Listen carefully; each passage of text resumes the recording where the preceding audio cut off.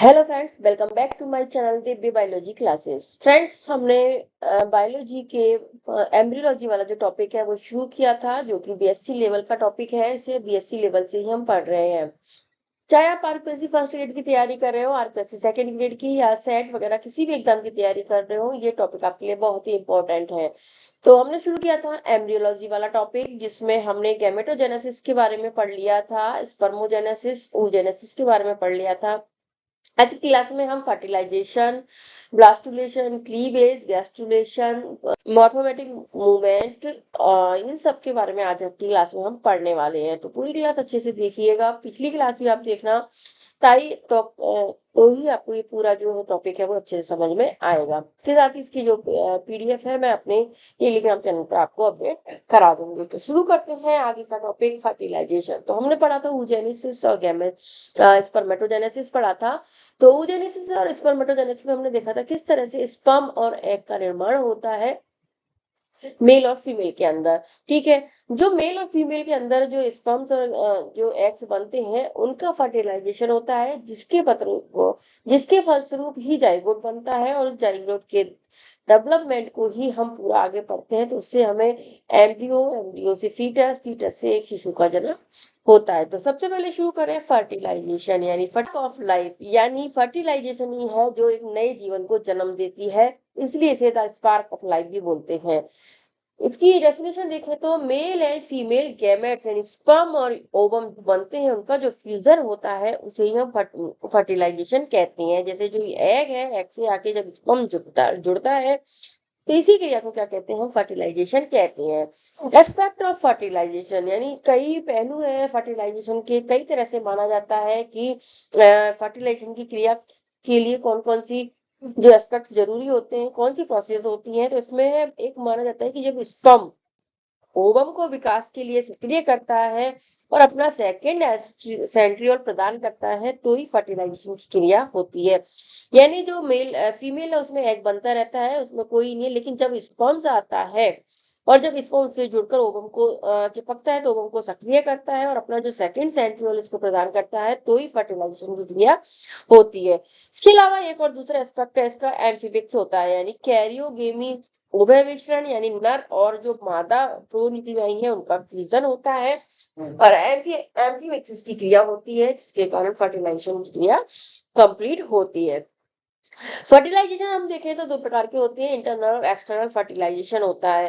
तो external fertilisation जो जल में होता है या जो बॉडी के बाहर होता है, जो मुख्य रूप से तो ये जो जल वाला वाटर फर्टिलाइजेशन है वो मुख्य रूप से इसमें होता है, जैसे मेढक वगैरह में होता है, कीटों में होता है, इस तरह का जो फर्टिलाइजेशन होता है। लेकिन एक इसका एक्सेप्शन भी हम देखें तो जो केचुआ होता है वो एक उभयचर प्राणी है, और उसमें जो फर्टिलाइजेशन की क्रिया होती है वो थल पर होती है, लेकिन शरीर के बाहर होती है। दूसरा होता है इंटरनल फर्टिलाइजेशन होता है, जिसमें जो मादा के शरीर में जो ओविडक्ट होती है उसके अंदर जो निषेचन होता है उसे हम इंटरनल फर्टिलाइजेशन कहते हैं। इसके अलावा भी इंटरनल फर्टिलाइजेशन मुख्य रूप से ओविडक्ट में होता है, लेकिन कुछ जो एनिमल्स ऐसे हैं जिनमें जो ओवरी में भी फर्टिलाइजेशन, इंटरनल फर्टिलाइजेशन की क्रिया हो जाती है, जैसे गेम्बुआ फिश है, हेटेरोनोट्रिया है, और इरिकुलस जो मैमल है। तो इनको ध्यान रख लेना कि इंटरनल फर्टिलाइजेशन जो ओवरी में होता है उनमें गेम्बुआ फिश में, हेटेरिनिडा, एरिकुलस मैमल्स में होता है।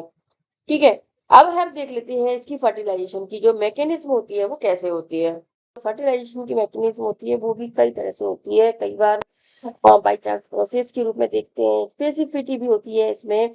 तो मैकेनिज्म की देखें तो मैकेनिज्म या अप्रोच जिसको बोलते हैं बाई चांस प्रोसेस, एक प्रोसेस होती है बाई चांस प्रोसेस। जो जलीय प्राणी होते हैं उनमें क्या होता है कि बहुत सारे अंडे हैं वो जो फीमेल द्वारा दिए जाते हैं, स्पर्म्स द्वारा जो वो मेल द्वारा जो स्पर्म छोड़े जाते हैं वो बाई चांस एक दूसरे से मिल जाते हैं, फर्टिलाइजेशन की क्रिया होती है। तो बाई चांस जलीय प्राणी अत्यधिक संख्या में गैमेट्स मुक्त करते हैं, और इनमें जो केमिकल अट्रैक्शन होता है जिससे जो एक ही स्पीसीज का जो स्पर्म होता है वो उसी स्पीसीज के एग से जाके जुड़ता है। तो ये स्पर्म की जो सतह पर एंड्रोगेमोन फर्स्ट और सेकंड हार्मोन होते हैं, और ओवम की जो सतह होती है उस पर गाइनोगेमोन फर्स्ट एंड सेकंड हार्मोन पाए जाते हैं। और ये जब इन दोनों के बीच में जो केमिकल अट्रैक्शन होता है, तो जो विशिष्ट स्पीसीज होती है उसका जो विशिष्ट एग है वो स्पर्म के साथ जुड़ जाता है। तो इस तरह की प्रोसेस होती है बाई चांस प्रोसेस, जो जलीय प्राणियों में मुख्य रूप से होती है, और उनमें फर्टिलाइजेशन की क्रिया होती है। दूसरी होती है जो थलीय प्राणी होते हैं, उनमें मुख्य रूप से स्पेसिफिसिटी ऑफ फर्टिलाइजेशन होता है, विशिष्टता के रूप में फर्टिलाइजेशन की क्रिया है वो देखी जाती है। तो ये एक अति विशिष्ट क्रिया होती है, हाईली स्पेसिफिक होती है, जिसमें केवल एक ही प्रजाति के मध्य होती है। ठीक है। तो इसमें क्या होता है कि जो अंडे होते हैं उनकी सतह पर फर्टिलाइजिंग हार्मोन पाया जाता है, जो कि कैसा हार्मोन है, ग्लाइकोप्रोटीन हार्मोन होता है। और स्पर्म तो होते हैं उनकी सतह पर एंटी फर्टिलाइजेशन या एसिडिक सिंपल प्रोटीन हार्मोन होता है ये। तो एंटी फर्टिलाइजेशन हार्मोन पाया जाता है। तो अंडे की सतह से पर फर्टिलाइजेशन और स्पर्म की सतह पर एंटी फर्टिलाइजेशन हार्मोन होता है। तो स्पर्म की सतह से जो एंटी फर्टिलाइजेशन हार्मोन है, जो फर्टिलाइजेशन हार्मोन के साथ जुड़ जाता है, तो इनके इन रसायन जो हार्मोन्स होते हैं, इनके कारण ये स्पर्म है वो ओवम से चिपक जाता है और फर्टिलाइजेशन की क्रिया हो जाती है। तो जैसे स्पर्म है, स्पर्म का जो एंटी फर्टिलाइजेशन हार्मोन है वो किससे एग एग में जो फर्टिलाइजेशन हार्मोन होता है, फर्टिलाइन हार्मोन होता है, उससे जुड़ता है और फर्टिलाइजेशन की क्रिया होती है। तो ये क्या होता है, ओवम की सरफेस पे होता है और इससे फर्टिलाइजेशन की क्रिया होती है। और इसको क्योंकि एक ही एग से कई सारे जो स्पर्म से एक साथ जुड़ जाते हैं, चिपक जाते हैं, तो इस तरह की क्रिया को क्या कहते हैं, स्पर्म एग्लूटिनेशन कहते हैं। यानी इस पर स्पर्म का जुड़ना हो जाता है। इसकी स्टडी किसने की थी, लिली नामक एक वैज्ञानिक थे, उन्होंने इसे देखा था कि बहुत सारे जो स्पर्म्स हैं वो एक से जाके चिपक जाते हैं। तो ये हमने देख लिया कि जो फर्टिलाइजेशन होता है इसमें मुख्य रूप से कैसी क्रिया होती है, ये या तो बाई चांस प्रोसेस है या अति विशिष्ट क्रिया होती है, जिसमें एक विशेष प्रकार का जो स्पर्म है वो विशेष प्रकार के एग से ही जाके जुड़ता है। इसमें है टाइप ऑफ फर्टिलाइजेशन भी हम देखते हैं, टाइप जिसमें शेप्स ऑफ गैमेट्स होता है, साइट ऑफ फर्टिलाइजेशन की क्रिया होती है। यानी टाइप ऑफ फर्टिलाइजेशन देखें तो ये दो प्रकार का होता है, आइसोगेमी और एनाइसोगेमी, दो टाइप के होते हैं। यानी जो समान जो गैमेट्स होते हैं उनके आकार अगर समान है तो उसे आइसोगेमी कहते हैं, और अगर जो गैमेट्स होते हैं उनके आकार है, उनका जो वो प्रकृति है वो असमान है, तो उसे एनाइसोगेमी कहते हैं।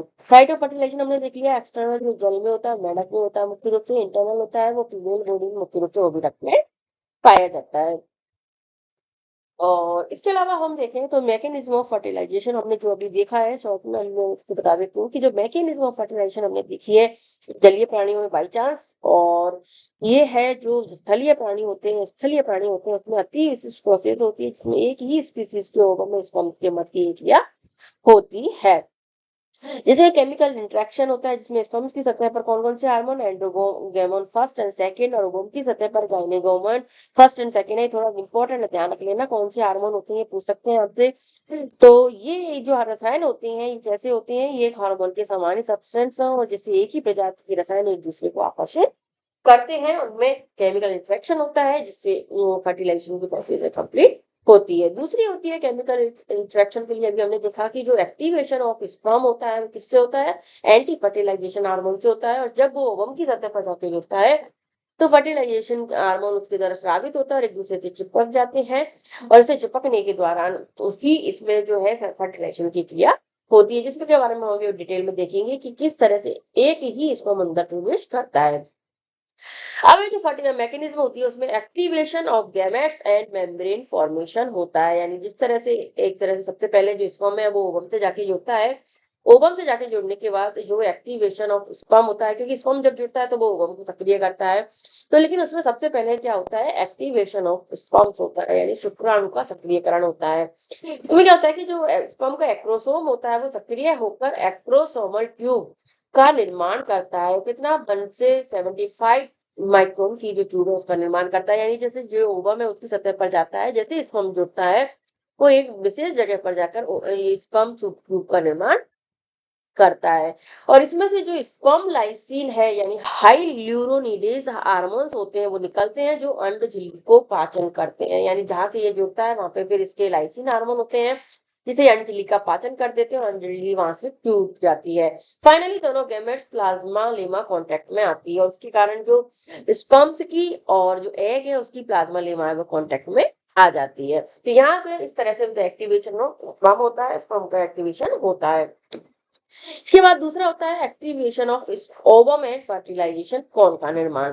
यानी ओवम जो होता है उसमें अनेक उपापचयी परिवर्तन होते हैं, जैसे जल के प्रति पारगम्यता आती है, एटीपी का बढ़ना है, आरएनए का निर्माण होना है, ये सब इसके अंतर्गत आता है। जिसमें जब जैसे ही स्पर्म है वो ओवम के संपर्क में आता है, वैसे क्या क्या प्रोसेस होती है एग के अंदर, जल के प्रति पारगम्यता उसकी बढ़ जाती है, इसमें एटीपी का निर्माण बढ़ जाता है क्योंकि एनर्जी की जरूरत होती है, आरएनए का निर्माण बढ़ जाता है। इसके बाद जो स्पर्म है वो जैसे इसके आगे एंट्री करता है तो फर्टिलाइजेशन कॉर्न का इसमें निर्माण होता है। यानी जो स्पर्म है उसके संपर्क में स्थल से जहां से ऊप्लाज्म में बाहर की ओर कोन का निर्माण करता है, यानी जो स्पर्म जहां पे जाके जुड़ता है उस जगह पर ही जो प्लाज्म है होता है, जो कि एग में भरा होता है, वो किसका निर्माण करता है, इस तरह से कॉर्न का निर्माण करता है, जिसके थ्रू है जो कि स्पर्म में वो प्रवेश करता है। फिर इसके बाद फॉर्मेशन ऑफ फर्टिलाइजेशन मेम्ब्रेन होता है, यानी इस तरह से कॉर्न के निर्माण के द्वारा फिर अंदर स्पर्म में वो प्रवेश कर जाता है। और जैसे ही स्पर्म प्रवेश करता है वैसे ही जो एग है उसके ऊपर निषेचन झिल्ली का निर्माण हो जाता है। जैसे जैसे यहाँ से एग है यहाँ पे आया, फिर उसने प्रवेश किया, कॉर्न का निर्माण हुआ, अंदर प्रवेश कर गया, प्रवेश करने के बाद ही इसमें इस तरह से एक फर्टिलाइजेशन जो मेम्ब्रेन है उसका निर्माण हो जाता है। जैसे ही स्पर्म के प्रवेश करता है वैसे ही निषेचन झिल्ली का निर्माण होता है, जिससे दूसरे स्पर्म को रोक देती है, यानी केवल एक ही एग प्रवेश कर पाता है, उसके बाद निषेचन झिल्ली बन जाती है और उससे दूसरे स्पर्म में वो प्रवेश नहीं कर पाते हैं और वो वहीं पे डिस्ट्रॉय हो जाते हैं। कॉर्टिकल ग्रेन्यूल्स जो है बाहर की तरफ प्री बिटेलियन स्पेस में फट जाते हैं और बिटेलियन मेम्ब्रेन के साथ मिलकर ही नई झिल्ली का निर्माण करते हैं। अब ये जो निषेचन झिल्ली बनती है वो कैसे बनती है कि हमने देखा जाता है कि जो कॉर्टिकल गोल्जी बॉडी के जो कॉर्टिकल ग्रेन्यूल्स होते हैं जो कि एग के अंदर होते हैं, वो जो प्री बिटेलियन स्पेस होता है, कौन सा स्पेस, जहां पे दोनों बिटेलियन मेम्ब्रेन के बीच में जो स्पेस होता है उसी स्पेस को कहते हैं प्री बिटेलियन स्पेस। इस स्पेस में जाके फट जाते हैं और फिर ये जो बिटेलियन मेम्ब्रेन है इसकी इस मेम्ब्रेन के साथ मिलकर किसका निर्माण करते हैं, निषेचन झिल्ली का निर्माण कर लेते हैं। और इस तरह निषेचन झिल्ली बनती है, ध्यान रखना, कॉर्टिकल ग्रेन्यूल्स और बिटेलियन मेम्ब्रेन के एक साथ जुड़ने से बनती है। इसके बाद दूसरे जो स्पर्म्स हैं वो इसके अंदर प्रवेश नहीं कर पाते हैं। अब जैसे ही जो है स्पर्म है उसके अंदर प्रवेश कर जाता है, एग के अंदर प्रवेश कर जाता है, उसके बाद एम्फीमिक्सिस यानी उभय मिश्रण की क्रिया होती है। इसी क्रिया को क्या कहते हैं, एम्फीमिक्सिस की क्रिया होती है। तो नॉर्मल पाथवे में जब फर्टिलाइजेशन की क्रिया होती है, यानी जो स्पर्म एग से जुड़ता है उसे एम्फीमिक्सिस ही कहते हैं। नॉर्मली जो स्पर्म का हेड है और मिड पीस है वो प्रवेश करता है, टेल बाहर रह जाती है, लेकिन जो वेल है और मेमल्स है, मनुष्य है, उसमें पूरा ही स्पर्म प्रवेश कर जाता है।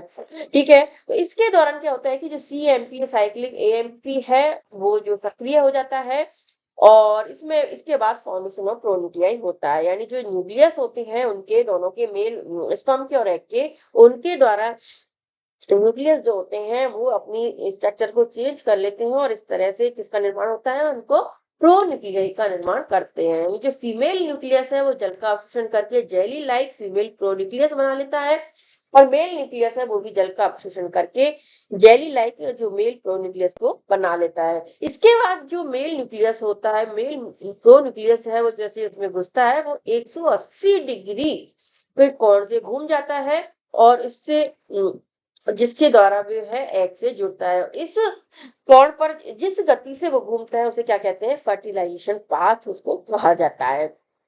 फिर इसके बाद दोनों प्रोन्यूक्लियाई का फ्यूजन होता है, इससे जाइगोट बनता है, इसे सामान्यतः मोनोस्पर्मी कहते हैं, यानी जो सामान्य निषेचन की क्रिया होती है उसे क्या कहते हैं, मोनोस्पर्मी कहते हैं। जैसे जो मेल प्रोन्यूक्लियस है वो फीमेल प्रोन्यूक्लियस के पास जाता है, लेकिन वो ऐसे ही 180 डिग्री पे घूम जाता है और एक पाथ के द्वारा ही एग फीमेल प्रोन्यूक्लियस के पास पहुंचता है। तो जिस तरह से स्पर्म जो एग के पास पहुंचता है उसे क्या कहते हैं, फर्टिलाइजेशन पाथ कहते हैं और एक दूसरे से ये जुड़ जाते हैं, फिर जाइगोट का निर्माण होता है। इस पूरी प्रोसेस को क्या कहते हैं, मोनोस्पर्मी कहते हैं, क्योंकि एक ही स्पर्म है, एक ही एग से जाके जो एक में एक ही स्पर्म आके जुड़ता है, इसके लिए इस क्रिया को क्या कहते हैं, मोनोस्पर्मी कहते हैं। दूसरा है अल्टरनेटिव पाथवे, यानी इसके अलावा सामान्य जो निषेचन होता है उसे हम एम्फीमिक्सिस कहते हैं। इसके अलावा कुछ और भी प्रोसेस होती हैं जिसमें क्या होता है कि जैसे गाइनोजेनेसिस की क्रिया होती है, पार्थोजेनेसिस की क्रिया होती है, जिसमें जो स्पर्म है उसका डायरेक्ट एग से निषेचन नहीं होता, लेकिन फिर भी जो संतति बनती है, ऑफस्प्रिंग बनती है, तो उस प्रकार की क्रिया को क्या कहते हैं, दूसरी क्रियाएं होती हैं जिनसे जो निषेचन होता है या फिर संतति का निर्माण होता है। एक होती है गाइनोजेनेसिस की क्रिया, जिसमें स्पर्म है वो एग के विकास के लिए सक्रिय करता है लेकिन DNA प्रदान नहीं करता है। इसे नो एम्फीबिक्सिस कहते हैं, यानी जो न्यूक्लियाई होती है उनका संपर्क इसमें नहीं होता है। जैसा इसका उदाहरण है, कुछ स्पीशीज होती हैं उनमें इस तरह के गायनोजेनेसिस की क्रिया देखी जाती है और संतति का निर्माण होता है।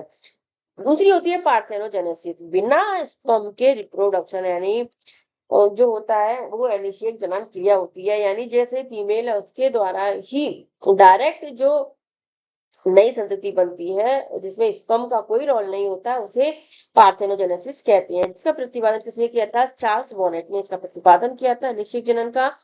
और इनकी जो ऑफस्प्रिंग्स होती है उनको क्या बोलते हैं? पार्थेनोट कहते हैं। इसमें दो प्रकार से होती है, नेचुरल पार्थेनोजेनेसिस क्रिया होती है और दूसरी होती है आर्टिफिशियल पार्थेनोजेनेसिस की क्रिया होती है। जो आर्टिफिशियल पार्थेनोजेनेसिस होता है, जैसे प्रयोगशाला में प्राइमरी चेंजेस करके टेम्परेचर में सेकिंग, पंक्चर आदि के द्वारा या फिर chemical treatment, KCl, CO2, weak alkali, weak acid माहौल दे करके जो है नए पार्थेनोट का जन्म किया जाता है। ठीक है, तो इस तरह से इसे दो प्रकार की क्रिया होती है। लेकिन कुछ ऐसे होते हैं जैसे नेचुरल प्रकार की भी जो पार्थेनोजेनेसिस की क्रिया होती है, उसमें इस प्रकार की क्रिया को क्या कहते हैं? आयरनोटैकी, यानी हैप्लॉइड पार्थेनोजेनेसिस। और दूसरा होता है थैलियोटैकी या डाइप्लॉइड पार्थेनोजेनेसिस। दो प्रकार की क्रिया होती है। तो आयरनोटैकी या हैप्लॉइड पार्थेनोजेनेसिस की क्रिया होती है जिसमें क्या होता है कि जो मादा होती है उससे अगुणित ही जो संतति है उसका निर्माण होता है। जैसे मुख्य रूप से हेमिप्टेरा, कोलियोप्टेरा जो इंसेक्ट्स होती हैं उनके गणों में इस प्रकार की पार्थेनोजेनेसिस देखी जाती है। लेकिन जो थैलियोटैकी होती है, डाइप्लॉइड जो होती है, यानी जो मादा होती है उससे डायरेक्ट इस तरह से 2n यानी डाइप्लॉइड संतति का निर्माण होता है, वो मुख्य रूप से लेजर्टा फैक्सियोला छिपकली में देखी जाती है। ध्यान रख लेना, डाइप्लॉइड पार्थेनोजेनेसिस किसमें देखी जाती है? लेजर्टा फैक्सियोला छिपकली में देखी जाती है। ठीक है, तो ये हमने अपना देख लिया। तो इसको शॉर्ट फॉर्म में देख लें तो कैसे होता है? प्लाज्मा मेम्ब्रेन के कॉन्टैक्ट के फलस्वरूप जो ओवम है वो सक्रिय होता है, जिससे अनेक उत्पाद या निषेचन शक्तियों का निर्माण होता है। जब स्पर्म को अंदर ले लेता है, फिर स्पर्म में लाइसिन हाइल्यूरोनिडेज निकलता है, जिससे उपापचय परिवर्तन होते हैं, जिससे जो अंडा है स्टोक के प्रति पारगम्य में बढ़ जाती है, ATP का निर्माण शुरू हो जाता है, RNA का निर्माण इसमें शुरू हो जाता है। फॉर्मेशन ऑफ फर्टिलाइजेशन मेम्ब्रेन, जिसमें कॉर्टिकल ग्रेन्यूल्स बाहर की तरफ गति करते हैं। ठीक है, फिर प्लाज्मा मेम्ब्रेन के कांटेक्ट में आने पर जो बेटेलियन स्पेस है उसमें पीतक झिल्ली के साथ कॉर्टिकल ग्रैन्यूल्स जुड़कर इसका निषेचन झिल्ली का निर्माण करते हैं और इसके दौरान CAMP सक्रिय होता है। फिर इसके बाद फॉर्मेशन ऑफ प्रोन्यूक्लियर एम्फीमिक्सिस की क्रिया होती है, जिसमें जो मेल प्रोन्यूक्लियस है वो फीमेल प्रोन्यूक्लियस की ओर गति करता है, जिससे गति का पथ बनता है, जिसे हम निषेचन पथ कहते हैं। फिर जो मेल प्रोन्यूक्लियस है वो गति करते हुए 180 डिग्री घूम जाता है, जिससे मिड पीस पार्ट आगे की तरफ आ जाता है, दोनों प्रोन्यूक्लियाई और फ्यूज और जाइगोट का निर्माण हो जाता है। तो ये हमने समरी के रूप में भी देख लिया है किस तरह से पूरी फर्टिलाइजेशन की क्रिया होती है। तो फर्टिलाइजेशन की क्रिया के दौरान हमने देखा कि अब जाइगोट का निर्माण हो चुका है। अब जो जाइगोट हमारा बन जाता है, जिसे हम एम्ब्रियो भी कहते हैं, उसमें अभी बहुत सारी प्रोसेस होती हैं, बहुत सारे चेंजेस होते हैं, जिससे फिर जो फीटस है वो बनता है। तो जाइगोट हमने देखा निषेचन के फलस्वरूप जाइगोट बन गया। अब हम देखेंगे क्लीवेज या विदलन की प्रोसेस। विदलन की प्रोसेस होती है। विदलन क्या होता है? यानी जो जाइगोट होता है उसमें डिविजन होते हैं और डिवीजन के दौरान उसमें अनेक सारी प्रोसेस होती हैं।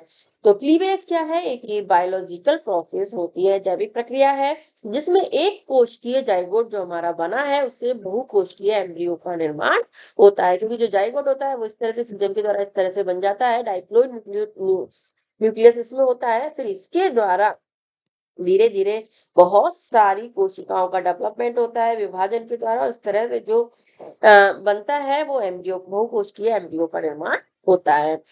विभाजन जो होता है कैसा होता है? माइटोसिस के समान ही होता है, लेकिन इसमें ग्रोथ फेज का अभाव होता है, यानी जो सेल होती है उसकी आकृति बढ़ती नहीं है, यानी जितनी बड़ी होती है सेल्स, जैसे 1 से 2 हो जाएगी, 2 से 3 हो जाएगी, लेकिन जो सेल्स है उसका आकार नहीं बढ़ता है, इसलिए इसमें ग्रोथ फेज का अभाव होता है। इसमें बनने वाली जो सेल्स होती हैं जिनको क्या कहते हैं? ब्लास्टोमियर्स कहते हैं, यानी जो सेल्स जो लगातार बनती रहती है इन सेल्स को क्या कहते हैं हम? ब्लास्टोमियर्स कहते हैं। वो इस तरह से एक परत का निर्माण करती हैं और लगातार छोटी होती है, क्योंकि इनका जो आकार अब नहीं बढ़ता है, तो इस तरह से 1 से 2 बनेंगी, 2 से फिर 3 बनेंगी। जैसे आपने देखा होगा कागज हम फोल्ड करते हैं तो एक कागज को 2 में, फिर 4 में, फिर 6 में, फिर 8 में फोल्ड करते हैं, तो इस तरह से छोटा होता जाता है। तो इसी तरह की जो सेल्स है वो लगातार छोटी होती चली जाती हैं। विदलन के समय जो भ्रूण का आकार है वो अपरिवर्तित रहता है। इंपॉर्टेंट लाइन है कि यानी विदलन के समय भ्रूण के आकार में कोई चेंजेस नहीं होते हैं। शुरू में विदलन की दर अधिक होती है लेकिन धीरे धीरे फिर कम हो जाती है और इस तरह से वो आगे की प्रोसेस में चेंज हो जाता है। इस दौरान चूंकि विदलन होता है तो उसमें क्या है कि जो सेल्स में डिवीजन होता है तो उसके लिए उसमें अधिक कार्य करना पड़ता है, इसलिए अधिक ऑक्सीजन की आवश्यकता होती है, तो इसके लिए ऑक्सीजन के उपभोग की दर लगातार बढ़ती जाती है। और इसमें चारों तरफ पारदर्शक हाइलीन मेम्ब्रेन का निर्माण हो जाता है, यानी जो सेल्स बनी है वो इस तरह से डिवाइड हुई है, फिर इनकी तरफ ऐसे हाइलीन मेम्ब्रेन बन जाती है जिससे वो अपने आकार में वृद्धि नहीं कर पाती है। ब्लास्टोमियर्स होते हैं, उनके मध्य साइटोप्लाज्मिक कनेक्शंस पाए जाते हैं। जो सेल्स होती हैं वो एक दूसरे से जैसे जुड़ी होती हैं तो उनके मध्य के जो कनेक्शन को क्या कहते हैं, साइटोप्लाज्मिक कनेक्शन में देखे जाते हैं। तो इस तरह से जो विदलन की प्रोसेस है कंप्लीट होती है। फिर जो विदलन होता है उसमें बहुत सारे पैटर्न्स होते हैं, अलग अलग तरह से होते हैं जिनके बारे में हम पढ़ेंगे, लेकिन ध्यान रखना कि जो विदलन होता है उसके दौरान जो एक कोशिकीय सेल से इस तरह से जो मल्टी सेलुलर जो सेल्स बनती है या एम्ब्रियो बनता है, उस एम्ब्रियो को क्या कहते हैं, हम मोरूला कहते हैं। यानी इस तरह से आपने जैसे फुटबॉल देखी होगी, जो फुटबॉल होती है उस तरह से पूरी सेल्स एक दूसरे से हेक्सागोनल लेयर में जुड़ी होती है, उनके बीच में कोई स्पेस नहीं होता है, उसी तरह की आकृति मोरूला की होती है। तो विदलन के फलस्वरूप ठोस गेंदनुमा संरचना सॉलिड बॉल लाइक स्ट्रक्चर बनती है जिसे हम मोरूला कहते हैं। यानी मोरूला में ब्लास्टोमियर्स की संख्या जाति विशिष्ट होती है, यानी अलग अलग होती है और इसमें कोई कैविटी नहीं होती है। जैसे फुटबॉल में कोई छेद नहीं होता है उस तरह से इसमें भी कोई कैविटी नहीं पाई जाती है। ठीक है, अब हम देख लेते हैं क्लीवेज की या विदलन की जो बायोलॉजिकल प्रॉपर्टीज हैं वो देख लेते हैं। यानी जो एक सेल जाइगोट होता है उससे मल्टी सेलुलर एम्ब्रियो का बनना, और ब्लास्टोमियर्स है उनकी संख्या लगातार दुगनी होती है, 1 से 2, 2 से 4, 4 से 6, 8 ऐसे होती है, लेकिन उनका आकार नहीं बढ़ता है क्योंकि इसमें 1 से 2, 2 से 4 डिवीजन होते हैं, तो हर बार एक छोटी सेल्स का निर्माण हो जाता है। और जो एम्ब्रियो का आकार होता है वो क्लीवेज के समय परिवर्तित होता है। तो आपसे ऐसे क्वेश्चन क्लीवेज के बारे में पूरा डिटेल में देखिए, स्टेटमेंट के रूप में आपसे पूछ सकते हैं। तो भी ये आपको मैंने पूरा इसका समझा दिया। फिर इसमें इसके अलावा हमने देखा कि इसमें ग्रोथ फेज का अभाव होता है क्योंकि इसमें केवल जो एस फेज है वो पाई जाती है, जीवन G2 फेज है वो एब्सेंट होती है, यानी इंटरफेज एब्सेंट होती है जिसमें G1 व G2 विहीन समसूत्री विभाजन भी इसको कहा जाता है। केवल इसमें एस फेज होती है जिसमें भी केवल डीएनए संश्लेषण होता है, आरएनए का संश्लेषण नहीं होता है। इसमें कैरियोप्लाज्मिक इंडेक्स है वो बढ़ जाता है और O2 के उपभोग की दर कम हो जाती है और पारदर्शक हाइलिन मेम्ब्रेन है वो प्रेजेंट होती है। यानी शुरू में O2 के उपभोग की दर ज्यादा होती है लेकिन धीरे धीरे इसके O2 के उपभोग की दर है वो धीरे धीरे कम होती चली जाती है। क्लीवेज विदलन के लिए कई वैज्ञानिकों ने अपने अपने रूल दिए थे, तो ये भी इंपॉर्टेंट है, पूछ सकते हैं। सैक रूल, सैक एक वैज्ञानिक हुए थे, उन्होंने अपना रूल दिया था कि जो फर्स्ट क्लीवेज है उसमें 2 समान ब्लास्टोमियर्स का निर्माण होता है, यानी जो जाइगोट होता है उसमें जब क्लीवेज होता है तो इस तरह से 2 समान जाइगोट्स का निर्माण होता है। और जो सेकंड जाइगोट होता है, जो सेकंड क्लीवेज होता है जो फर्स्ट बना है उसके समकोण पर होता है और इस तरह से ये 4 सेल्स स्टेज का निर्माण होता है। तो ये तो सेक का रूल था कि फर्स्ट क्लीवेज में 2 समान, फिर सेकंड क्लीवेज हमेशा फर्स्ट के समकोण पर, सेक यानी समकोण पर होता है। दूसरा था प्लेफेजर रूल। प्लेफेजर वैज्ञानिक हुए थे, उनका रूल था कि स्पिंडल फाइबर का निर्माण होता है जिससे हाई रेजिस्टेंस क्षेत्र और लो रेजिस्टेंस क्षेत्र है उसमें बन जाते हैं। जो मेटाफेज होती है उसमें जो स्पिंडल फाइबर बनते हैं तो उसमें हाई रेजिस्टेंस क्षेत्र और लो रेजिस्टेंस क्षेत्र है वो एक तरह से बन जाते हैं। अगला रूल है बाल्फोर रूल्स। ठीक है, बाल्फोर का जो रूल है ये इंपॉर्टेंट है, ये कई बार पूछा भी गया है कि रेट ऑफ जो क्लीवेज होती है is proportional to 1 upon amount of yolk होती है, यानी अमाउंट जिसमें यॉक की मात्रा ज्यादा होती है उसमें रेट ऑफ क्लीवेज कम होता है, यानी विदलन की दर कम होती है, और जिसकी विदलन की दर ज्यादा होती है उसमें पितक की मात्रा कम होती है, उन अंडों में विदलन की दर तेजी से होती है। अगला है हर्टविग रूल। हर्टविग जो वैज्ञानिक हुए थे उन्होंने बताया था कि जो माइटोटिक एपरेटर्स है उनका निर्माण हमेशा एनिमल पोल के मध्य होता है। तो कुछ वैज्ञानिक थे जिन्होंने अपने अपने रूल दिए थे, कई बार इनसे क्वेश्चन पूछ लेते हैं तो आप इनको याद रख लेना। तो ऐसे क्लीवेज हमने देखा तो कैसे होता है कि जाइगोट है उसमें फर्स्ट क्लीवेज होता है जिसमें सिंगल एनिमल पोल और वेजिटेबल 2 पोल होते हैं, इनके बीच में वर्टिकल डिवीजन होता है और 2 सेल्स बच जाती है। फिर सेकंड क्लीवेज होता है जिसमें वही एनिमल पोल और वेजिटेबल पोल के बीच में फिर जो फर्स्ट जो सेल्स है उनके बीच में जो डिवीजन हुआ है उसका समकोण पर डिवीजन होता है और इस तरह से 4 सेल्स का निर्माण होता है। फिर ऐसे 4 से 8 सेल्स, फिर 8 से 16 सेल्स, फिर 16 से 32 सेल्स, तो 32 से आपके 64 सेल्स, इस तरह से ये जो सेल्स है वो इसमें जाइगोट में बनती जाती है। ये हमने देख लिया कि इस तरह से क्लीवेज जो होता है वो विदलन कैसे होता है। फिर इसके बाद है पैटर्न ऑफ क्लीवेज, यानी क्लीवेज कई प्रकार से होता है, इसका भी पैटर्न होता है। 4 पैटर्न होते हैं क्लीवेज के, जिसमें होता है एक होता है रेडियल पैटर्न होता है, बाई रेडियल पैटर्न होता है, बाई लेटरल पैटर्न होता है, स्पाइरल पैटर्न होता है। क्योंकि जो क्लीवेज होता है उसके जो पैटर्न डेवलप होते हैं उसी के द्वारा ही सममिति बनती है। जैसे हम एनिमल्स में पढ़ते हैं, जैसे जो लोअर एनिमल्स होते हैं उनमें रेडियल सममिति होती है, बाई रेडियल होती है, बाइलेटरल होती है, स्पाइरल सममिति होती है। सममिति का निर्माण किसके द्वारा होता है? क्लीवेज के दौरान सममिति का निर्माण होता है। तो रेडियल पैटर्न किसमें देखा जाता है? स्पंज है, सिलेंट्रेटा में देखा जाता है। बाई रेडियल जो हमें पता है टिनोफेरा में देखा जाता है। बाइलेटरल पैटर्न मुख्य रूप से हेमिकोर्डेटा, प्रोटोकोर्डेटा और कॉर्डेट्स में देखा जाता है। फिर स्पाइरल पैटर्न है जिसमें डेक्स्ट्रल होता है, दूसरा सिनिस्ट्रल होता है। डेक्स्ट्रल होता है वो क्लॉकवाइज होता है, जो मुख्य रूप से मोलस्का में भी देखा जाता है, जबकि जो सिनिस्ट्रल होता है उसमें होता है जैसे एंटी क्लॉकवाइज होता है, जो कि एनेलिडा और निमेटोडा में देखा जाता है। ये इंपॉर्टेंट है, ध्यान रखना, क्योंकि जो स्पाइरल पैटर्न होता है उसके दौरान ही इनमें जो स्पाइरल्स हैं वो इस तरह से बनते हैं। तो ये 4 प्रकार के पैटर्न हैं जिनमें आपसे पूछ सकते हैं कि कौन से पैटर्न का निर्माण होता है। अब है types of cleavage, distribution of yolk. Yolk के आधार पर टाइप्स ऑफ क्लीवेज कई प्रकार के होते हैं, जैसे होलोब्लास्टिक होता है, मीरोब्लास्टिक क्लीवेज होता है। होलोब्लास्टिक या पूर्णभंजी विदलन जिसको बोला जाता है, ये बहुत इंपॉर्टेंट है, ये आपसे कई बार पूछा गया है। होलोब्लास्टिक पूर्णभंजी विदलन मतलब संपूर्ण जाइगोट में जब विदलन होता है तो उसको विदलन को कैसा कहते हैं? होलोब्लास्टिक या पूर्णभंजी विदलन कहते हैं। ये भी 2 प्रकार के होता है, इक्वल होलोब्लास्टिक होता है, अनइक्वल होलोब्लास्टिक होता है। यदि जो सभी सेल होती हैं वो समान ब्लास्टोमियर्स का निर्माण करती हैं तो वो इक्वल होलोब्लास्टिक विदलन होता है, जो कि मुख्य रूप से सिलेंट्रेटा में देखा जाता है, और सभी माइक्रोलेसिथल एग होते हैं उनमें इक्वल होलोब्लास्टिक विदलन होता है। तो इसमें जैसे जाइगोट है, उसमें जो विभाजन होता है उसके दौरान इस तरह से बनता है, यानी जो समान सेल्स है वो निर्माण होती है, एक ही साइज की सेल्स का निर्माण होता है, वो इक्वल होलोब्लास्टिक कहते हैं। इसके जो एग्जांपल्स है उनको आप ध्यान रख लेना। दूसरा होता है अनइक्वल होलोब्लास्टिक, जिसमें असमान ब्लास्टोमियर्स का निर्माण होता है, यानी असमान सेल्स का निर्माण होता है, जिससे 2 प्रकार की सेल्स बनती है, छोटी सेल्स और बड़ी सेल्स। छोटी सेल्स जिनको माइक्रोमियर्स कहते हैं और बड़ी सेल्स जिनको मैक्रोमियर्स कहते हैं। ये मुख्य रूप से किसमें पाया जाता है? एम्फीबियंस में पाया जाता है। ध्यान रख लेना एक चीज और है कि जो एम्फीबियंस होते हैं, प्रथम 2 विदलन तो इनमें होलोब्लास्टिक इक्वल ही होते हैं और बाद में जो है वो अनइक्वल हो जाता है। ये भी इंपॉर्टेंट लाइन है, यानी जो एम्फीबियंस होते हैं उनमें कैसा होता है? प्रथम 2 विदलन कैसे होते हैं? होलोब्लास्टिक इक्वल होते हैं और बाद में उनमें अनइक्वल हो जाते हैं।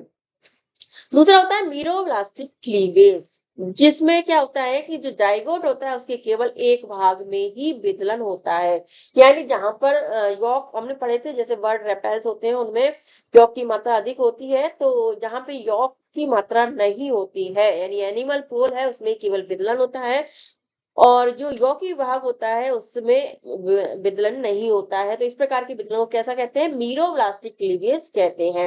ये भी 2 प्रकार के होता है, सुपरफिशियल क्लीवेज और डिस्कॉर्डियल क्लीवेज होता है। क्योंकि हमने देखा था कि जो इंसेक्ट होता है उसमें जो यॉक होता है कहाँ होता है? इसके परिधीय भाग में, सॉरी केंद्र भाग में होता है। तो इंसेक्ट्स में मुख्य रूप से तो इस प्रकार का विदलन होता है। इनमें क्या होता है कि इसका जो परिधीय भाग होता है उसमें ही विदलन की क्रिया की जाती है।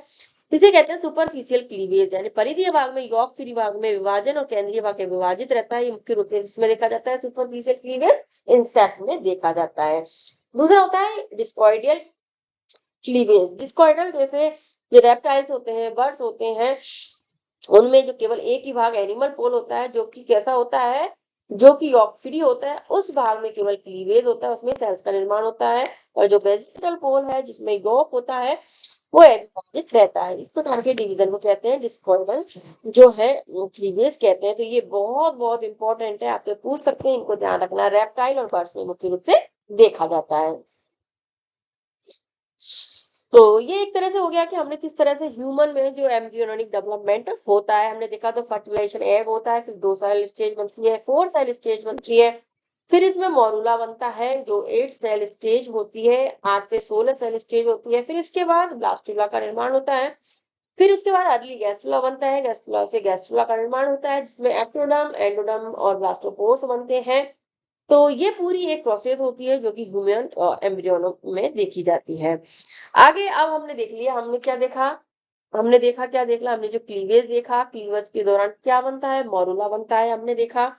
जो गेंदनुमा संरचना बनती है, मॉरूला का निर्माण होता है। फिर मॉरूला से आगे जो डेवलपमेंट होता है उसको क्या कहते हैं? ब्लास्टुला कहते हैं, जिसे हॉलो स्फीयर भी कहते हैं क्योंकि इसमें एक कैविटी का निर्माण हो जाता है, इसके लिए इसे हॉलो स्फीयर कहते हैं। मोरूला से ब्लास्टुला निर्माण की जो प्रक्रिया होती है उसे ब्लास्टुलेशन कहते हैं और इसमें एक कैविटी पाई जाती है जिसे ब्लास्टोसील कहते हैं तथा बाहरी परत ब्लास्टोडर्म कहलाती है। यानी जो हमने देखा था कि जो मोरूला होता है उसमें इस तरह से एक टोप्ड गेंद स्ट्रक्चर होती है। फिर आगे इससे जो डिवीजन होते हैं उसके दौरान इस तरह से इसमें एक कैविटी का निर्माण हो जाता है और इस तरह से जो ब्लास्टोमियर्स है उनकी परत बन जाती है। इसको क्या कहते हैं? इसको हम बोलते हैं ब्लास्टूला कहते हैं और जिसमें कैविटी बनती है उसे ब्लास्टो सील कहते हैं और इसकी सेल्स होती है उनको ब्लास्टोमियर्स कहते हैं। ठीक है, तो ये हो गया ब्लास्टुला होता है। ब्लास्टुला भी कई प्रकार का होता है जो कि चार मुख्य रूप से 4 प्रकार का होता है, जिसमें पहला होता है सीलोब्लास्टुला और इस बार इस ये वाला क्वेश्चन पूछा गया था कि सीलोब्लास्टुला किसमें होता है, डिस्कोब्लास्टुला किसमें होता है, सुपरफिशियल ब्लास्टुला किसमें पाया जाता है। तो सीलोब्लास्टुला होता है इसमें पूर्णवंशी विदलन के फलस्वरूप बनता है यानी और इसमें जो ब्लास्टोसील है वो बड़ी हो जाती है क्योंकि जो पूर्णवंशी विदलन हमने देखा था उसमें कैसी सेल्स होती हैं? पूर्णवंशी जो विदलन होता है उसकी जो सेल्स होती हैं वो कैसी होती है? इक्वल या अनइक्वल बनती है। तो इक्वल जो होता है वो मुख्य रूप से जिसमें सेंट्रिक प्रकार का बनता है और इसमें किसमें मुख्य रूप से हमने देखा था? सीलेंट्रेटा में होता है। सीलोब्लास्टुला किसमें बनता है? सीलेंट्रेटा में बनता है जो कि टाइप्स ऑफ ब्लास्टुला यानी हाइड्रा में भी बन सकता है और जेलीफिश वगैरह में भी देखा जाता है। अगला है दूसरा, हमने देखा था कि जो अनइक्वल होलोब्लास्टिक विदलन होता है वो कैसा किसमें होता है? फ्रॉग में होता है। तो फ्रॉग में 2 प्रकार की सेल्स बनती है, माइक्रोमियर्स और मैक्रोमियर्स, जिसमें जो ब्लास्टोसील है वो इसके अंदर डेवलप हो जाती है। इस प्रकार के जो ब्लास्टुला कैसे कहते हैं? एग सेंट्रिक ब्लास्टुला इसको कहा जाता है, जबकि जो सिलेंट्रेट में बनता है उसे सेंट्रिक ब्लास्टुला कहते हैं क्योंकि इसमें एक समान सेल्स का निर्माण होता है। दूसरा होता है डिस्कोब्लास्टुला। डिस्कोब्लास्टुला जैसा हमने देखा था कि जो डिस्कॉइड क्लीवेज होता है मुख्य रूप से जो मीरोब्लास्टिक क्लीवेज होता है उसके विदलन के फलस्वरूप डिस्कोब्लास्टुला का निर्माण होता है। इसमें क्या होता है? ब्लास्टोसील है वो छोटी होती है और सब जर्मिनल जो स्पेस है उसे हम कहते हैं, यानी जो ब्लास्टोसील बनती है वो छोटी सी बनती है क्योंकि जो इसमें डिवीजन केवल किसमें होता है? एनिमल पोल में होता है और आधे से ज्यादा भाग इसका जो वेजिटल पोल है वो यॉर्क से भरा होता है। तो इसके बीच में जो सेल जो कैविटी बनती है उसे क्या कहते हैं? सब जर्मिनल स्पेस को कहते हैं और मुख्य रूप से किसमें देखा जाता है? ये बर्ड्स और रेप्टिलिया में देखा जाता है, जिसमें हमने टीएस और ब्लास्टुला ऑफ हैंड की देखी है। तीसरा होता है सुपरफिशियल ब्लास्टुला, जिसे हम पेरी ब्लास्टुला भी कहते हैं। ध्यान रखना, जो कि सुपरफिशियल क्लीवेज या सतही विदलन के फलस्वरूप इसका निर्माण होता है, जिसमें तो सतही विदलन में कैसा होता है कि जो इसका केंद्रीय भाग है वो डिवाइड होता है और इसका जो मध्य भाग है वो जो अनडिवाइडेड रहता है। तो इसमें ब्लास्टोसील पूर्ण अभाव होता है। इसमें ध्यान रखना, ये भी पूछ सकते हैं कि कंप्लीटली ब्लास्टोसील किसमें एब्सेंट होती है? तो सुपरफिशियल ब्लास्टुला में एब्सेंट होती है और ये मुख्य रूप से किसमें देखा जाता है? इंसेक्ट में देखा जाता है। ध्यान रखना, अगर आपको क्लीवेज के एग्जांपल पता है तो आप ब्लास्टुला के भी एग्जांपल निकाल सकते हो क्योंकि दोनों में सेम ही एग्जांपल इसमें आते हैं। तो इसको ये भी एक चौथा होता है हमारा स्टीरियोब्लास्टुला। हमने देखा था इसका निर्माण स्पाइरल क्लीवेज के दौरान होता है, जिसमें जो ब्लास्टोसील है वो रिड्यूस हो जाती है, छोटी होती है और एब्सेंट होती है। ये मुख्य रूप से मोलस्का, एनालिडा और निमेटोड्स में होता है क्योंकि जो स्पाइरल क्लीवेज हमने देखा था किसमें होता है? मोलस्का, एनालिडा, निमेटोड्स में होता है, तो ये उनमें ही देखा जाता है। तो चारों प्रकार के ब्लास्टुला उनके एग्जाम्पल आपको याद होने चाहिए। तो इसके मैं समृद्ध में बता देती हूँ कि जो ब्लास्टोसिलेशन बेसिस होता है उसमें मोरूला जो स्टेज होती है यानी गैर ठोस गेंदनुमा स्ट्रक्चर जिसमें 16 से 32 सेल्स होते हैं। इसमें ब्लास्टोमियर्स की संख्या जाति विशिष्ट होती है जिससे किसका निर्माण होता है? ब्लास्टुला का निर्माण होता है, जिसमें एक कैविटी होती है जिसे ब्लास्टोसील कहते हैं और इसकी जो ब्लास्टोमियर्स जब एक कतार में व्यवस्थित हो जाती है यानी इस तरह से एक एक इस तरह से जो व्यवस्थित होती है उसको क्या कहते हैं? उसको ब्लास्टोडर्म कहते हैं। ये भी ध्यान रख लेना, ब्लास्टोडर्म किसको कहते हैं। यानी जो ब्लास्टुला में जो सेल्स है वो एक कतार में व्यवस्थित होती है उसे ब्लास्टोडर्म कहते हैं। ये देखा था हमने सीलोब्लास्टुला, जिसका पूर्णवंशी विदलन के फलस्वरूप निर्माण होता है। इसकी कैविटी बड़ी होती है। सेंट्रिक हाइड्रा में एग सेंट्रिक और मैक्रोमियस फ्रॉग में पाया जाता है। दूसरा होता है डिस्कोब्लास्टुला, जिसका निर्माण न्यूरोब्लास्टिक क्लीवेज से होता है, जिसमें ब्लास्टोसील स्मॉल सब जर्मिनल स्पेस के दौरान होती है, जिसमें हन बर्ड्स रेप्टाइल्स में देखी जाती है। तीसरा स्टीरियोब्लास्टुला, जो अभी हमने बताया, स्पाइरल क्लीवेज के दौरान बनता है, जो कि मोलस्का, एनालिड और निमेटोड्स में देखा जाता है। सुपरफिशियल ब्लास्टुला या पेरीब्लास्टुला, जिसका निर्माण सतही विदलन से होता है, जिसमें ब्लास्टोसील लगभग एब्सेंट होती है, क्योंकि और इनकी रुचि इंसेक्ट में देखा जाता है। तो चारों ब्लास्टुला, इसका एक बार एग्जाम भी इसमें क्वेश्चन भी पूछा गया था, तो इसको भी आपको अच्छे से पढ़ लेना है। ब्लास्टोपोर फेट, यानी जो ब्लास्टोमियर्स बनते हैं उसके द्वारा आगे ब्लास्टोफोर फेट का निर्माण होता है, यानी इनका भविष्य क्या होता है। दो प्रकार से बनते हैं जो ब्लास्टोपोर बनता है उससे, जो प्रोटोस्टोमिया होते हैं, ड्यूटोस्टोमिया, जो 5 प्राणी है उनका निर्माण होता है। ब्लास्टोपोर से अगर मुख का निर्माण होता है, जैसे अप टू मोलस्का तक, तो प्रोटोस्टोमिया कहते हैं। और इसके बाद जैसे हमने पढ़ते हैं कि काइनोडर्मेट से लेकर मेमल्स होते हैं, उनमें जो ब्लास्टोपोर है उससे गुदा का निर्माण पहले होता है, इसे ड्यूटोस्टोमिया कहते हैं। तो इस तरह के आधार पर दो प्रकार के प्राणी हो गए ब्लास्टोपोर के आधार पर, प्रोटोस्टोमिया और ड्यूटोस्टोमिया। तो ये भी आपको याद रखना है। अब इसके बाद आ जाती है आपकी गैस्ट्रुलेशन की प्रोसेस। ब्लास्टुला देख लिया हमने, ब्लास्टुला के बाद क्या आता है, गैस्ट्रुलेशन आता है। गैस्ट्रुलेशन की जो प्रोसेस होती है उसके दौरान ही जर्म का लेयर या जो एक्टोडर्म, मेसोडर्म, एंडोडर्म का निर्माण होता है। तो ब्लास्टुला से गैस्ट्रुला के निर्माण की जो प्रोसेस होती है उसे गैस्ट्रुलेशन कहते हैं। इसमें क्या होता है कि जो ब्लास्टुला की जो ब्लास्टोसील कैविटी है वो समाप्त हो जाती है और उसकी नई कैविटी का निर्माण होता है, जिसे गैस्ट्रोसील, या ध्यान रखना ये पूछ लेते हैं, आर्किडनेफ्रॉन इसे कहते हैं। क्या कहते हैं, आर्किडनेफ्रॉन इसको कहा जाता है। और इसमें एक गैस्ट्रोसील जो पाई जाती है उसमें एक छिद्र बनता है, जिसे ब्लास्टोपोर कहते हैं। ये भी इंपॉर्टेंट है कि एक तो इसमें कैविटी बनती है, इस कैविटी के अंदर ही इसमें एक छोटा सा छिद्र होता है, जिसे क्या कहते हैं, ब्लास्टोपोर कहते हैं, जो मैंने अभी आपको बताया। इसके आधार पर प्रोटोस्टोमिया, ड्यूटोस्टोमिया ये प्राणी बनते हैं। तो जो प्रोटोस्टोमिया है उसमें ब्लास्टोपोर से मुख का निर्माण होता है अप्टूमोलस का तक, और ड्यूटोस्टोमिया है उसमें ब्लास्टोपोर से गुदा एनस का निर्माण होता है इकाइनोडर्मेट टू मेमस तक। इनमें ऐसी क्रिया देखी जाती है। तो ध्यान रखना, प्रोटोस्टोमिया कौन से प्राणी होते हैं, ड्यूटोस्टोमिया कौन से होते हैं। अभी जो इसमें गैस्ट्रुलेशन की प्रोसेस होती है उसके दौरान दो प्रकार के प्राणियों का निर्माण होता है, डाइप्लोस्टिक द्विस्तरीय, दूसरा ट्राइस्टिक, जिसमें बीच में मेसोडर्म बनता है। और ध्यान रखना, मेसोडर्म का निर्माण बाद में होता है, पहले एक्टोडर्म और एंडोडर्म का निर्माण होता है।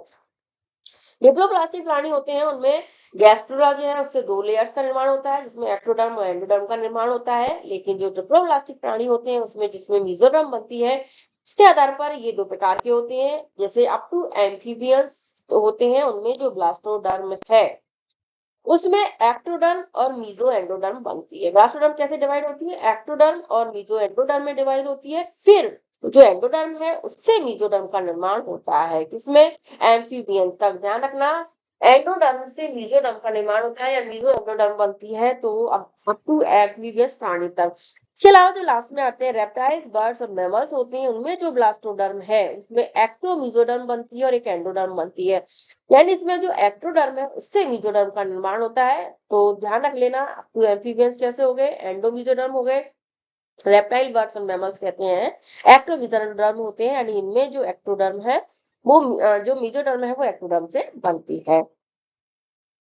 तो ये हमने देखा कि जो गैस्ट्रुलेशन की प्रोसेस हमने देख ली, गैस्ट्रुलेशन की प्रोसेस हमने देखी कि किस तरह से गैस्ट्रुलेशन की प्रोसेस होती है, जिसमें तीनों जो इस तरह उनका निर्माण होता है। और इनके बारे में मैंने शुरू में आपको शुरू वाली क्लास है उसमें ही बताया था कि एक्टोडर्म से कौन कौन से अंग बनते हैं, मीजोडर्म से कौन से अंग बनते हैं, एंडोडर्म से कौन से अंग बनते हैं। अब जो गैस्ट्रुलेशन की जो प्रोसेस हो जाती है, जिसमें हमारे तीनों एक्टोडर्म, एंडोडर्म, मीजोडर्म का निर्माण हो जाता है, इसके दौरान कुछ गतियां होती हैं जिनसे एक्टोडर्म, एंडोडर्म, मेसोडर्म का निर्माण होता है, जिसको क्या बोलते हैं, मॉर्फोजेनेटिक मूवमेंट होते हैं। यानी जो ब्लास्टोमियर्स होती हैं या ब्लास्टोडर्म होती हैं, जिस तरह से अंदर या बाहर गति करती हैं, जिसके द्वारा ही जो है एक्टोडर्म, एंडोडर्म, मेसोडर्म का निर्माण होता है, इसको क्या कहते हैं, मॉर्फोजेनेटिक मूवमेंट इसको कहा जाता है। तो मॉर्फोजेनेटिक मूवमेंट इनको कहते हैं, यानी मॉर्फोजेनेटिक गतियां। गैस्ट्रुलेशन एक बायोलॉजिकल प्रोसेस है जिसमें ब्लास्टोमियर्स गतियां दर्शाते हैं, जिन्हें मॉर्फोजेनेटिक मूवमेंट कहते हैं, जिससे वह अपनी द्वितीयक या सेकंड पोजीशन में स्थापित होते हैं, यानी अपनी स्थिति को जहां से जैसे ये बने थे उससे अपनी गति करके या तो अंदर या बाहर की ओर स्थापित हो जाते हैं, उसे कहते हैं मॉर्फोजेनेटिक मूवमेंट। बहुत बहुत इंपॉर्टेंट है, इस बार भी क्वेश्चन आया है, हमेशा इसमें से क्वेश्चन पूछा जाता है। तो ये दो प्रकार की होती है, या तो एक एपीबोली होती है, दूसरी एम्बोली इसमें होती है। तो एपीबोली होती है इसमें आउटसाइड मूवमेंट होता है, और ये सभी प्राणियों में एक्टोडर्म का निर्माण करते हैं। ध्यान रखना, आपको पूछ सकते हैं एक्टोडर्म का निर्माण कौन सी मॉर्फोजेनेटिक मूवमेंट के थ्रू होता है, तो एपीबोली के थ्रू होता है। इस प्रोसेस में एक्टोडर्म का निर्माण करने वाले जो ब्लास्टोमियर्स हैं, उनमें स्प्रेडिंग, फैलाव, स्ट्रेचिंग, खिंचाव होता है, या जो ब्लास्टोमियर्स होती हैं इस तरह से इनमें जो ये फैलती है और ये एक दूसरे के साथ खींचती है, जिसके दौरान प्रोसेस से एक्टोडर्म का निर्माण होता है। और ये एम्ब्रियो को चारों तरफ से बाहर से ढक लेती है और एक्टोडर्म का निर्माण करती है। जो ये देख लिया हमने, एपीबोली क्या होती है, ध्यान रखना एक्टोडर्म का ही निर्माण होता है, और इसमें स्प्रेडिंग और स्ट्रेचिंग होती है ब्लास्टोमियर्स में।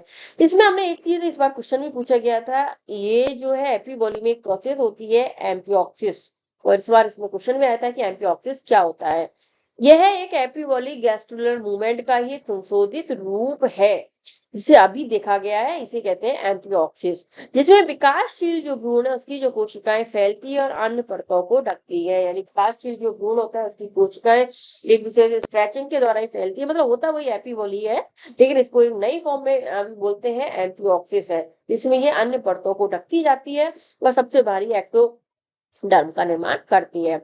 ये मुख्य रूप से टीनोफोरा, एनेलिडा, मोलस्का और पीसीज में देखी जाती है। यानी जो समस्त प्राणियों में जो एक्टोडर्म का निर्माण होता है उससे कुछ हटकर इनमें ये जो प्राणी होते हैं उनमें इस तरह की प्रोसेस के द्वारा एक्टोडर्म का निर्माण होता है, जिसे एम्फिऑक्सिस कहते हैं। मुख्य रूप से टीनोफोरा, एनेलिडा, मोलस्का, पीसीज, कुछ पीसीज में ये देखी जाती है।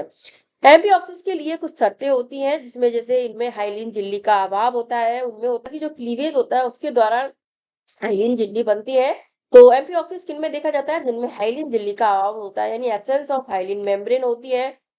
इसमें चिपकने वाली सतह होती है, प्रेजेंस ऑफ ए सरफेस, जिसमें कोशिकाएं चिपक कर फैल सकती हैं।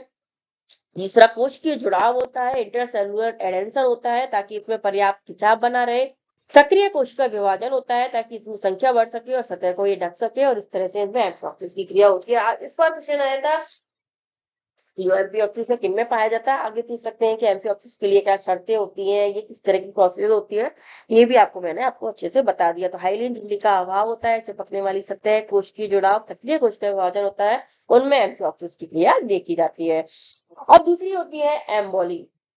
हमने तो पढ़ा था कि जो मॉर्फोजेनेटिक मूवमेंट दो प्रकार की होती है, एपीबोली और एम्बोली होती है। एम्बोली होती है, इसमें क्या होता है कि जो ब्लास्टोमियर्स है वो अंदर की तरफ गति करती है, और जिसमें एंडोडर्म और मेसोडर्म का निर्माण होता है। यानी ब्लास्टोमियर्स है वो जब अंदर की तरफ गति करती है, उस प्रोसेस को एम्बोली कहते हैं, जिसमें जो है एंडोडर्म और मेसोडर्म का निर्माण होता है। और ये चार प्रकार की होती है, ध्यान रखना ये इंपॉर्टेंट है, चार प्रकार की है। इनवेजिनेशन, अंदर की तरफ धंसना, इसके फलस्वरूप एंडोडर्म का निर्माण होता है, जिसमें भारी मध्य पीठ के अंडों में माइक्रोमियर्स अंदर की तरफ गति करते हैं। ध्यान रखना इन्वेजिनेशन प्रोसेस के अंदर क्या होता है कि जो ब्लास्टोमियर्स की सेल्स होती हैं, जैसे ये ब्लास्टोमियर्स होती हैं, वो अंदर की तरफ गति करती हैं और इस तरह से वो एंडोडर्म का निर्माण करती हैं। यानी मुख्य रूप से किसमें देखी जाती है, जो मध्य पीठ के अंडे हैं जिनमें माइक्रोमियर्स होते हैं, उनमें अंदर की तरफ ये गति करती हैं। यानी एम्फिऑक्सिस और फ्रॉग, इनमें मुख्य रूप से इस तरह की गति देखी जाती है इन्वेजिनेशन प्रकार की, जिसमें जैसे इसमें ब्लास्टोमियर्स है, उन्होंने अंदर की तरफ गति करना चालू किया, जिससे जो ब्लास्टोमियर्स हैं वो अंदर की तरफ गति करती हैं, जिससे क्या होता है, इसमें गैस्ट्रोसील का निर्माण हो जाता है, और इस तरह से ये अंदर की तरफ पूरी तरह से धंस जाती है, और ब्लास्टोपोर, एक छिद्र इसमें बन जाता है, और इसमें एक्टोडर्म और एंडोडर्म का निर्माण हो जाता है। यानी दो परतें बन जाती है, एक्टोडर्म और एंडोडर्म बन जाती है। दूसरा होता है, जैसे हमने फ्रॉग में देखे, फ्रॉग जो होता है उसमें मैक्रोमियर्स और माइक्रोमियर सेल्स बनती हैं। जो मैक्रोमियर सेल्स होती हैं वो अंदर की तरफ गति करती हैं, और इनमें जो गति करने के दौरान वो इस तरह से इसमें गैस्ट्रोसील बन जाती है, अंदर ब्लास्टोपोर बन जाता है। और तो ये प्रकार की प्रोसेस इसमें देखी जाती है, एम्फिऑक्सिस और फ्रॉग में देखी जाती है, और ये क्या है, इन्वेजिनेशन प्रोसेस को बोला जाता है।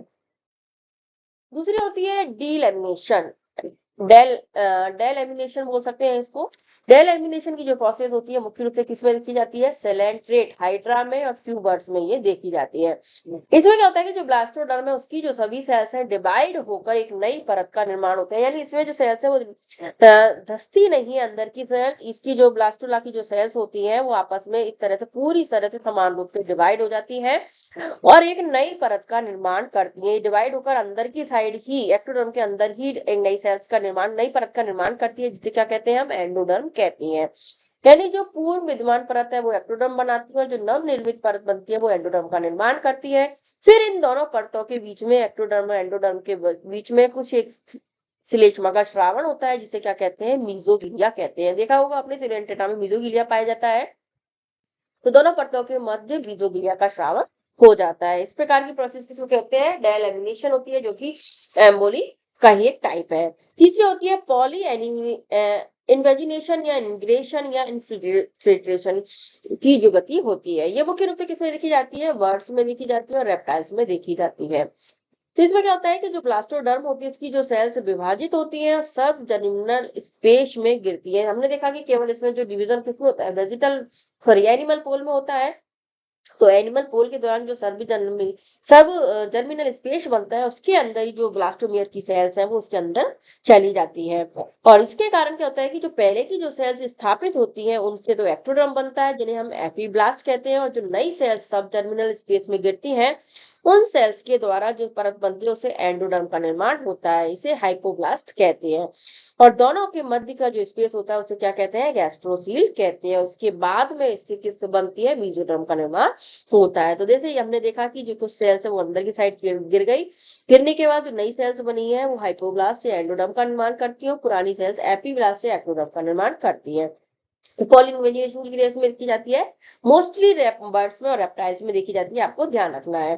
चौथा प्रकार है इसका इनोव्यूलेशन। इनोव्यूलेशन की जो प्रोसेस होती है ये किसमें होती है, मुख्य रूप से ये फ्रॉग में ये देखी जाती है।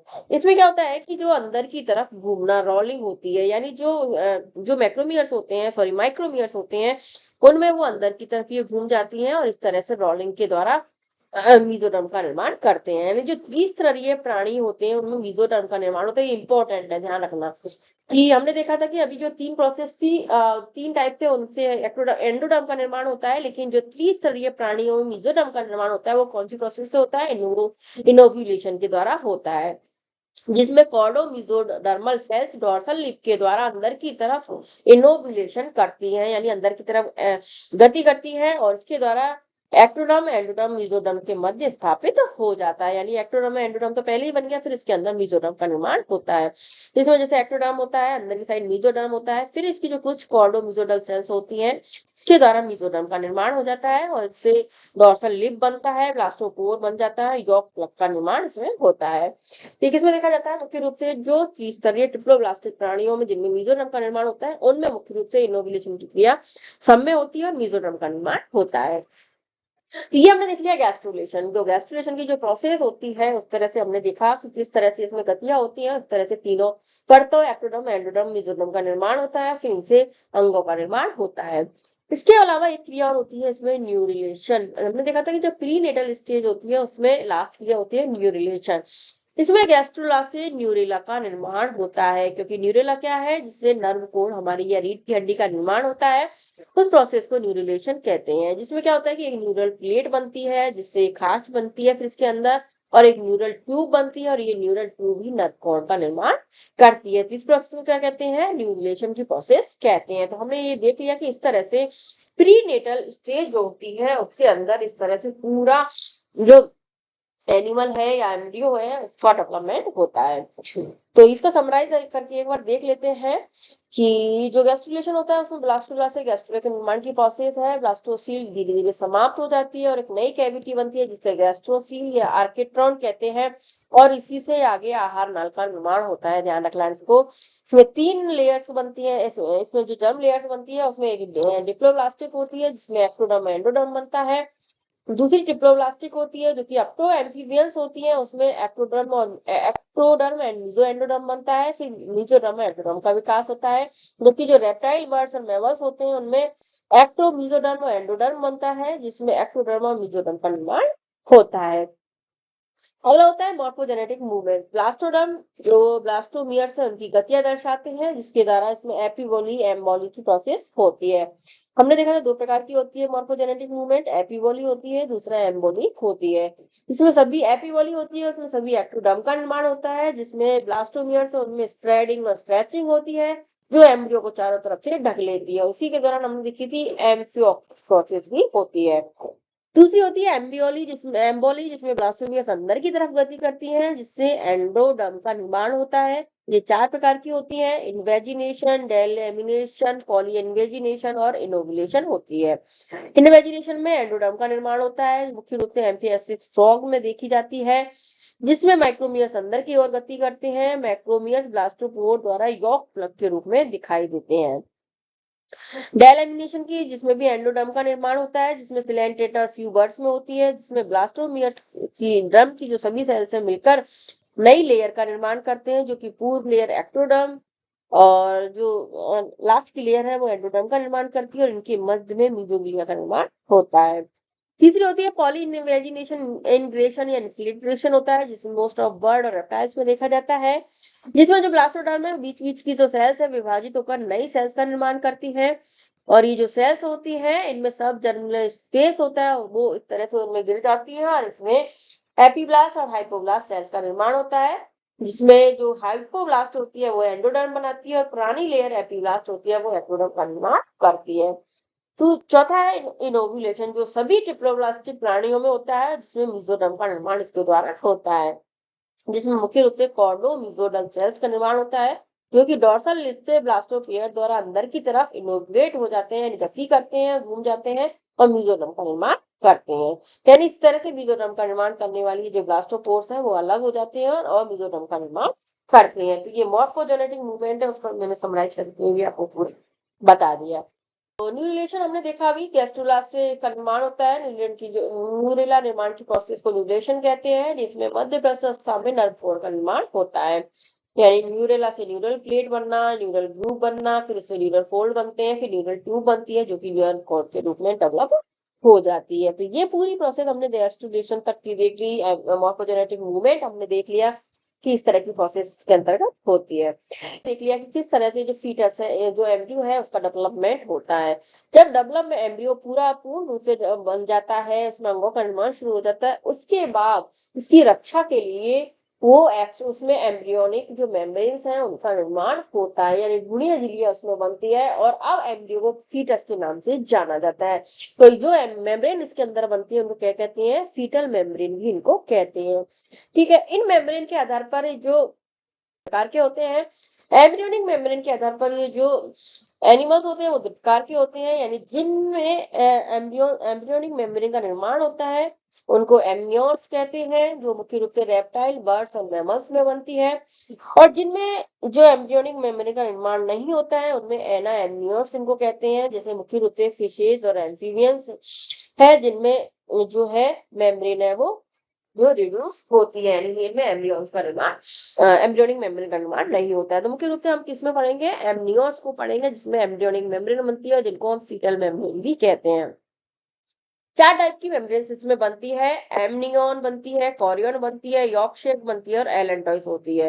इनके बारे में पहले समराइज करके पढ़ा रही हूँ, इनके बारे में हम डिटेल में पढ़ने वाले हैं, क्योंकि इनके में से भी हर बार एक क्वेश्चन पूछा जाता है कि जो है कौन सी मेम्ब्रेन किस चीज का निर्माण करती है, क्या कार्य होता है उसका, इन सब के बारे में क्वेश्चन आता है। तो एमनियन मेम्ब्रेन जो कि एम्ब्रियोनिक सीलोम की मीजोडर्म वह कोरियन के मध्य पाई जाने वाली गुहा है, उसके अंदर ये सबसे अंदर की फीटल मेम्ब्रेन होती है, यानी जो फीटस बनता है उसके ऊपर जो मेम्ब्रेन पाई जाती है वो सबसे पहले कौन सी होती है, एमनियन ही होती है। इसका निर्माण बाह्य सोमेटिक मेसोडर्म और आंतरिक एक्टोडर्म से होता है, जो कि एम्ब्रियो में एमनियन के मध्य बनती है, और इसमें एक एमनियोनिक कैविटी होती है जिसे एमनियोटिक फ्लड भी भरा रहता है। हम देखते हैं कि जो एम्ब्रियो होता है और जो एम्ब्रियोन मेम्ब्रेन है उसके बीच में जो कैविटी होती है उसमें कौन सा फ्लड भरा रहता है, एमनियोटिक फ्लड होता है, जो कि बच्चे को सुरक्षित रखता है, क्योंकि बच्चा कहते हैं ना पानी सूख जाता है, जब पानी सूख जाता है तो बच्चे के अंदर जो भोजन सांस है सारी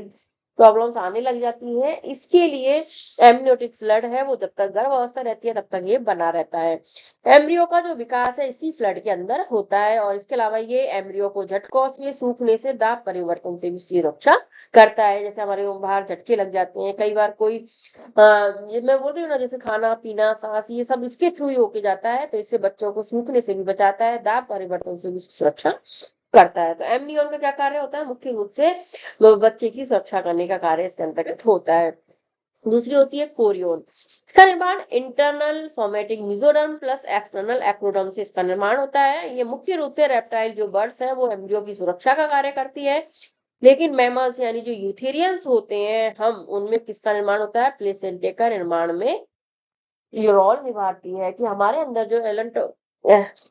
अंदर जो प्लेसेंटा बनता है वो किससे बनता है? कोरियन है वो एलेंटोइस के साथ मिलकर बनाती है, जिसे हमारे एलेंटो कोरियन प्लेसेंटा भी कहते हैं। तो हमारे अंदर मुख्य रूप से यूथेरियन का में किसका काम करती है? ये प्लेसेंटा का निर्माण में। और रेप्टाइल वर्ष क्या करती है? एम्ब्रियो की सुरक्षा का कार्य करती है। तो ध्यान रख लेना, ये पूछा हुआ क्वेश्चन है और ऐसे आपसे पूछ सकते हैं। कोरियन झिल्ली है वो एलेंटोइस के साथ मिलकर भ्रूणीय श्वसन में सहायक होती है। ध्यान रखना, ये भ्रूणी के श्वसन में भी सहायक होती है।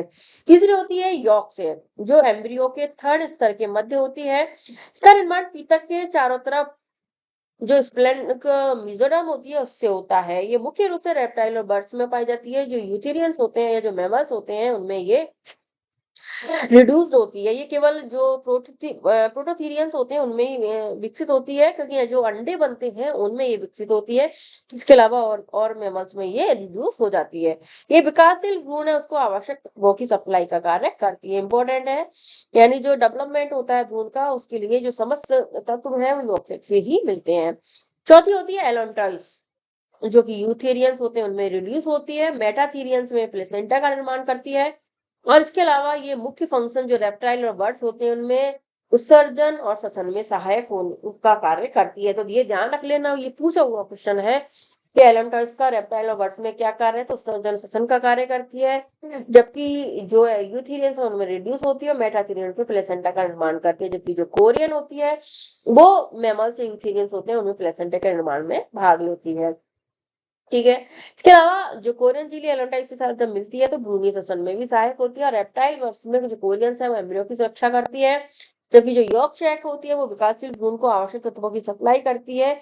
और ये जो मैमल्स होते हैं या जो यूथेरियंस होते हैं उनमें ये रिड्यूस होती है। एमनियन होती है जो सबसे अंदर की परत है, सब में पाई जाती है। मुख्य रूप से एम्ब्रियो की झटकों से, दाब परिवर्तन से, सूखने से बचाने का काम करती है, जो कि एमनियोटिक फ्लड के साथ जुड़ी हुई होती है। तो ये एम्ब्रियोनिक मेम्ब्रेन के बारे में भी देख लिया। तो यहाँ तक हमने पढ़ लिया है फीटल जो एम्ब्रियो से फीटस बनता है उसमें जो मेम्ब्रेन्स निर्माण होता है उन एम्ब्रियोन्स का क्या कार्य होता है, इन सबके बारे में पढ़ा। और थोड़ा डिटेल में हम इसकी अगली क्लास में पढ़ने वाले हैं। इसके साथ ही आपके अगली क्लास में ही जो एम्ब्रियोलॉजी वाला टॉपिक है वो खत्म हो जाएगा। तो फ्रेंड्स, अगर आपको वीडियो अच्छी लगी हो तो प्लीज वीडियो को लाइक करो, चैनल को सब्सक्राइब कर लेना और भी लोगों को शेयर करना ताकि उन्हें भी इसका फायदा मिल सके। फिर मिलते हैं एक नई वीडियो में। Bye bye, thank you. हाँ, इसकी पीडीएफ आपको टेलीग्राम पर मिल जाएगी।